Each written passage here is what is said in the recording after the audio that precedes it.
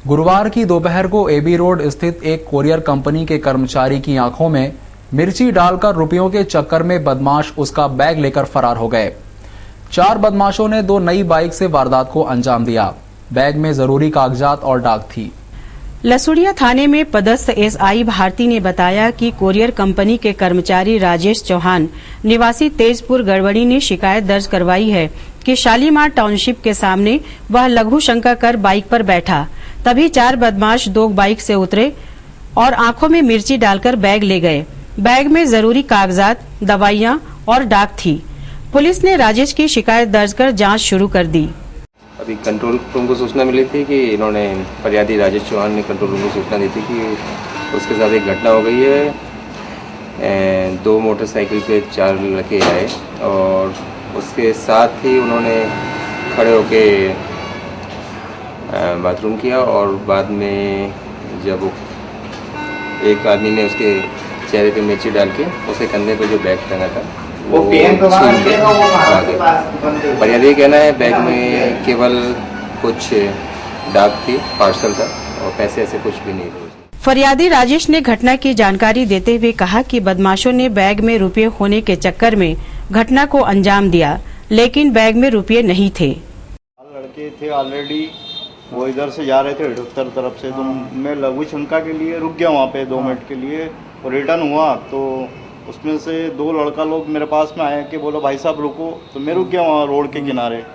तो उन्होंने जेब में से मिर्ची पाउडर निकाल के मेरे मुंह पे दे मारा और बैग छीनने की कोशिश करी। तो मैं बैग तो छोड़ नहीं रहा था, मगर मेरे चेहरे पे मिर्ची बहुत ज़्यादा हो गई थी और एक ने मुझे धक्का दिया और बोले दे साले में दे। तो इतने में मैं थोड़ा घबराहट भी हो गई थी मुझे, तो बैग छीन के रफू चक्कर हो गए। गुरुवार की शाम को बाबा रामदेव इंदौर आए और पचकुइयां में संतों से मिलने के बाद मीडिया से चर्चा करते हुए कहा कि 16 साल की उम्र में वयस्क करना देश, समाज और राष्ट्र के लिए घातक है।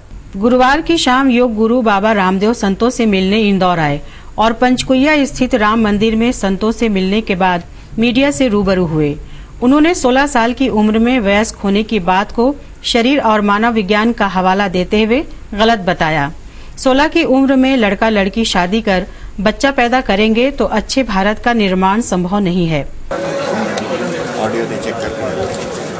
शरीर विज्ञान और मनोविज्ञान के हिसाब से 18 साल से कम उम्र नहीं होती है बालिग होने की। उसको 16 साल करने का मतलब होगा नादानी को प्रोत्साहन देना, और यहाँ केवल सेक्सुअल एक्टिविटीज से जुड़ा हुआ ही प्रश्न नहीं है। इसके साथ तो फिर जो है वोटिंग राइट्स भी देना होगा। इसके साथ फिर जो है ये शादी का अधिकार वाला भी प्रश्न आएगा। अब 16 साल में कोई भी लड़का या लड़की विवाह करके यदि बच्चा पैदा करने लगेंगे तो हम एक अच्छे भारत का निर्माण नहीं कर सकते। 16 साल में किसी के पूर्ण विवेकशील होने का प्रश्न ही पैदा नहीं होता। 18 साल में भी कोई विवेकशील हो जाए, समझदार हो जाए तो भी गनीमत है। कांग्रेस की युवराज तो 42 साल के होकर के भी अभी नादान है। इसलिए 18 साल से कम उम्र करना ये तार्किक दृष्टि से, व्यवहारिक दृष्टि से और शरीर विज्ञान और मनोविज्ञान की दृष्टि से जो है 16 साल की उम्र तो किसी भी कीमत पर नहीं होनी। तो क्या आप लोगों का क्या एक्शन रहेगा इस पूरे मामले को लेकर? हमने बता दिया, ये व्यक्ति के लिए, परिवार, समाज और राष्ट्र के लिए शुभ नहीं है। 16 साल की उम्र यदि की जाती है, 18 साल की रहनी चाहिए।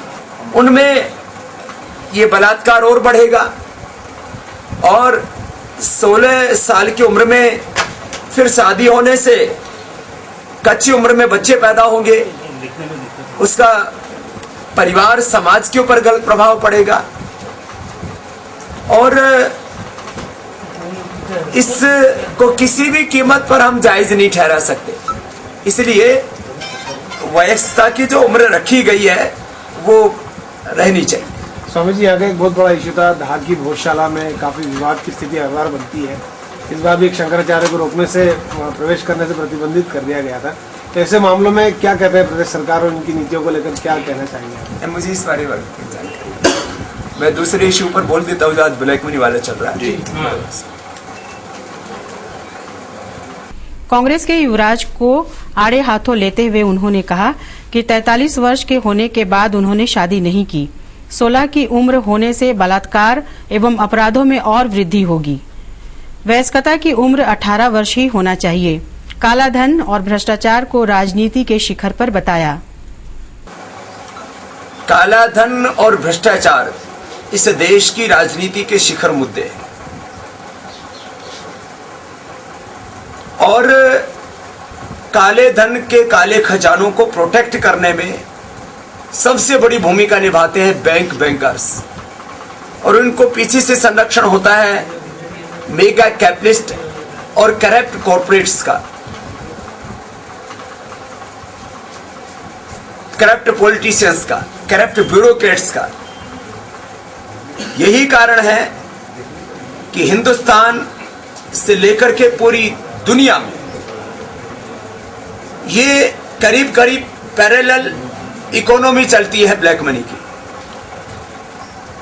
और ये खाली हिंदुस्तान में अभी ये 3 बैंकों के ऊपर जो प्रश्न उठा है, यह 3 बैंकों का प्रश्न नहीं है। सारी बैंकिंग प्रणाली में जो गोपनीयता के कानून बने हुए हैं उसकी वजह से ये काला धन जमा होता है। बैंकों में गोपनीयता के कानून, बैंकिंग सीक्रेसी के लॉज खत्म होने चाहिए। पहले हम भारत से उनकी शुरुआत करें। हम कहते हैं कि स्विट्जरलैंड में हमारे कानून काम नहीं करते, बाहामास में, सिंगापुर में, दुबई में हमारे कानून काम नहीं करते, केमन आइलैंड में, डेलावेयर में हमारे कानून काम नहीं करते। हिंदुस्तान में तो हमारे कानून काम करते हैं। इसलिए बैंकों की गोपनीयता के कानून तुरंत खत्म करने चाहिए। दूसरा, एफडीआई के माध्यम से, पार्टिसिपेटरी नोट, प्रोमिसरी नोट आदि के माध्यम से जो पैसा आता है उनके भी मूल मालिकों के बारे में बताने का प्रावधान, अल्टीमेट जो बेनिफिशियल ओनरशिप का डिक्लेरेशन का जो प्रावधान है, ये 2 काम यदि होते हैं तो काले धन के काले खजानों का पूरा पता लग जाता है। क्योंकि वो देश के अंदर करीब 10% बाहर गया है। तो बाहर जो काला धन गया है वो मात्र 10% है। देश के अंदर जो पैसा है उसको जो प्रोटेक्ट करने वाले कानून यहाँ पर बनाए हुए, उसके कारण से ये काला धन जो है यहाँ पर, इसके काले खजाने भरे हुए हैं। चाहे वो गोल्ड में लगा हुआ है, चाहे वो लैंड में लगा हुआ है, चाहे वो रियल एस्टेट में है, चाहे वो पॉलिटिक्स में है, चाहे वो हेल्थ में, एजुकेशन में, ड्रग्स में है, चाहे वो माइनिंग में। ये बड़े सेक्टर हैं जहां पर ये काला धन लगा है। तो ये काला धन जो अनप्रोडक्टिव है। मल्हारगंज पुलिस द्वारा फर्जी बैंक खाते खोलकर 3 करोड़ की हेराफेरी करने वाले 2 जालसाजों के खिलाफ धोखाधड़ी का मुकदमा दर्ज कर उन्हें गिरफ्तार करने के लिए नीमच और बिहार दल भेजे गए।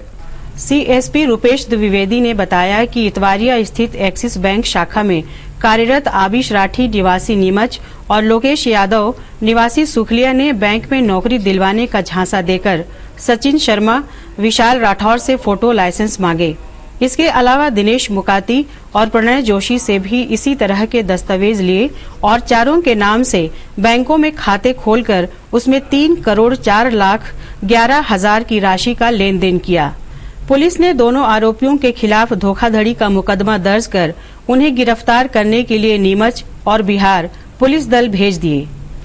और जो बैंक खोलने के लिए जो एसेंशियल डॉक्यूमेंट्स हैं वो सारे 4 व्यक्तियों से लिए गए और उन व्यक्तियों के नाम के खाते उन व्यक्तियों के डॉक्यूमेंट लिए गए कि उसको नौकरी दिलवा देंगे, पर वो उसका उपयोग उसने जो है बैंक खाते खोलने के लिए किया और बैंक खाते खोल के उसमें 3 करोड़ से ऊपर का ट्रांजैक्शन हुआ और वो उसके बाद ट्रांजैक्शन के बाद कुछ समय बाद उनको खातों को बंद कर दिया गया। तो जिन व्यक्तियों के खाते खुले थे उन व्यक्तियों को जब ये जानकारी लगी, स्टेटमेंट उनके पास पहुँचे, तो उन्होंने इसकी एक शिकायत दी। शिकायत जांच में पाया गया कि इस मामला सही है। सर कौन से बैंक का मामला है ये इतवारिया बाजार एक्सिस बैंक का मामला है।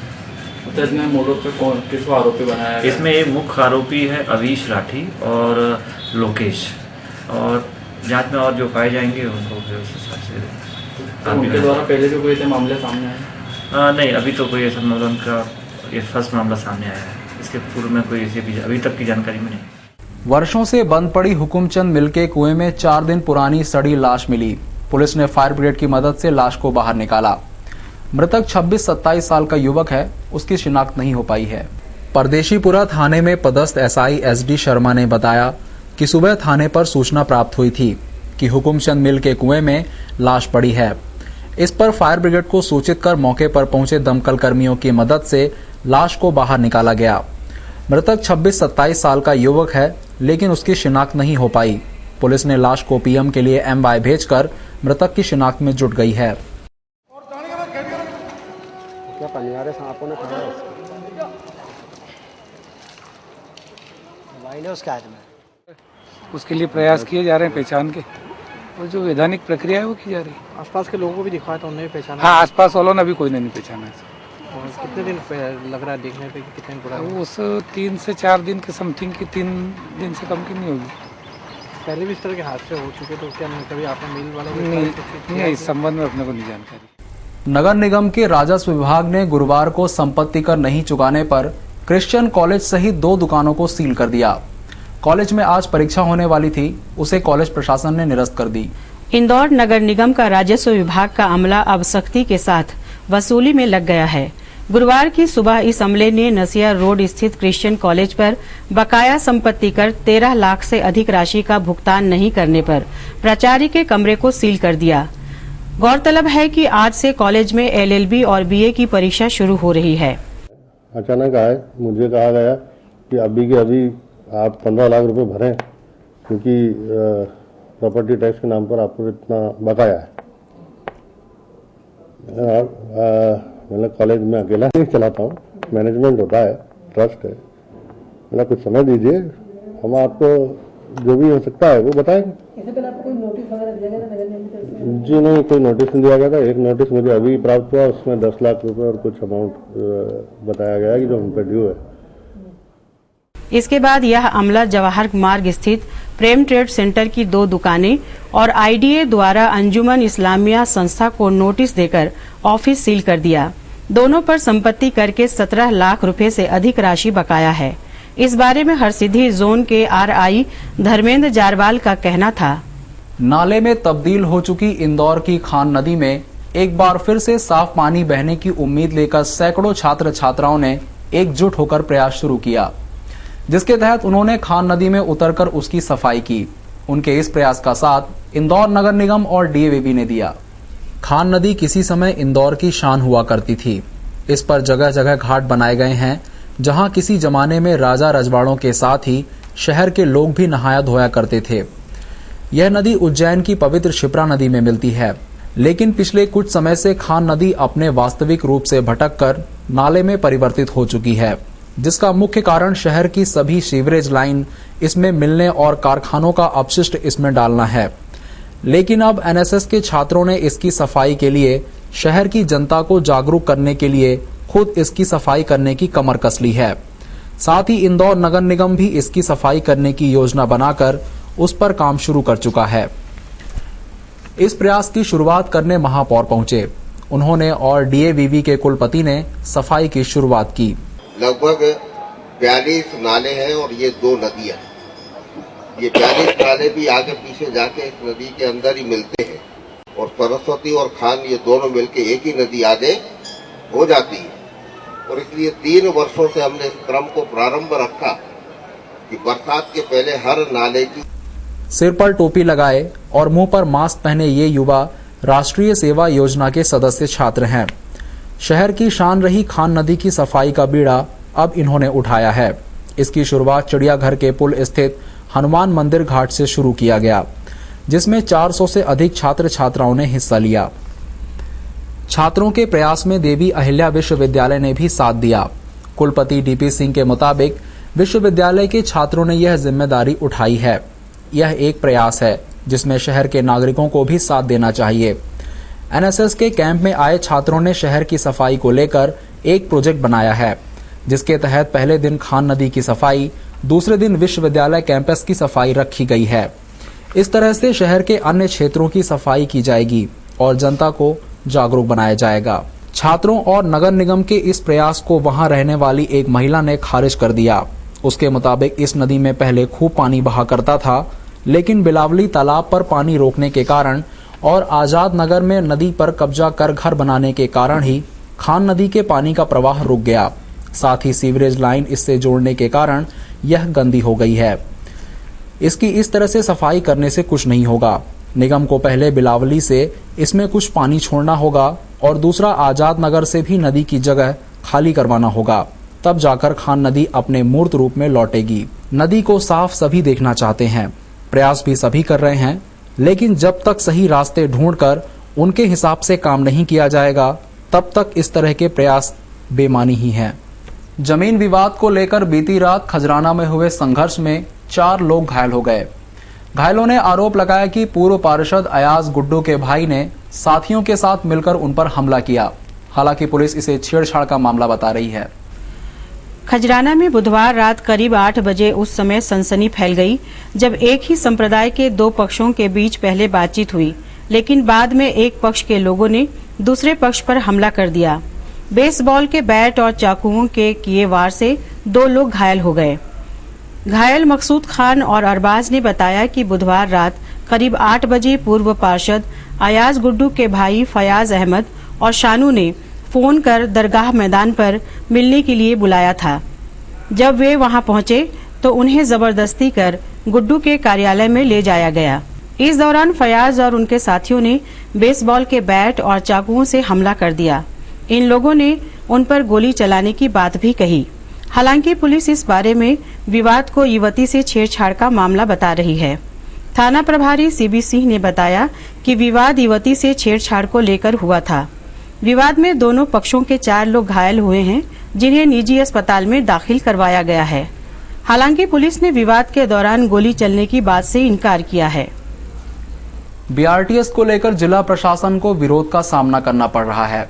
वास्तुविद डॉक्टर अन्विता अरोड़ा के नेतृत्व में दिल्ली से आए दल ने यहां का दौरा कर पूरी योजनाओं को ही गलत करार देते हुए ढेरों खामियां प्रशासनिक अधिकारियों को बताई।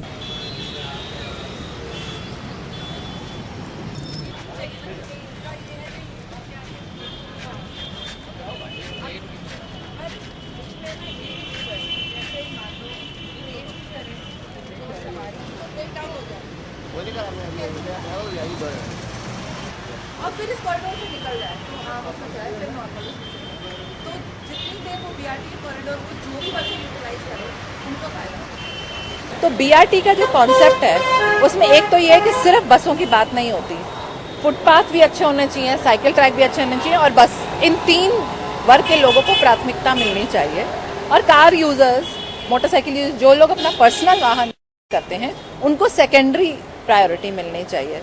अभी क्या होता है, नॉर्मली जहाँ बीआरटी नहीं होती वहाँ जहाँ गाड़ियों की कंजेशन होती है साथ में बसें भी फंसी रहती हैं।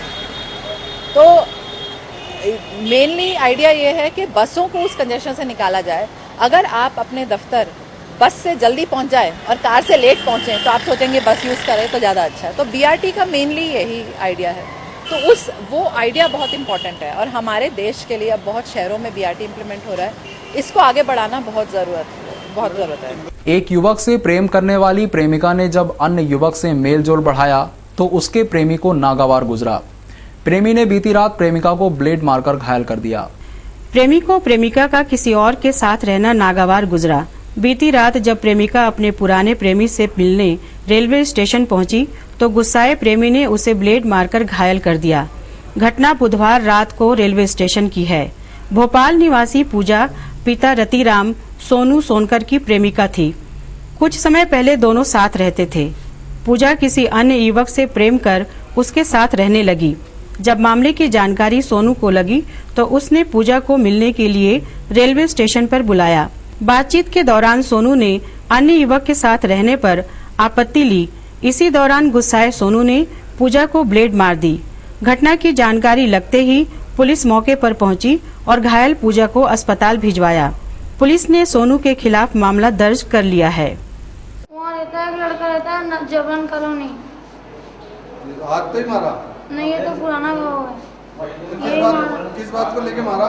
कि वो एक छोरा है राष्ट्रीय नाम का, वहाँ रहता है घंटा घर, उसके वजह से मारा। उसने भेजा मेरे को मारने के लिए। क्यों? क्या पता क्यों, शाम में तो सोने जा रही थी वहाँ पे एक नंबर पे। राजेंद्र नगर के समीप बाईपास पर बीती रात बदमाशों ने जमकर तोड़फोड़ की।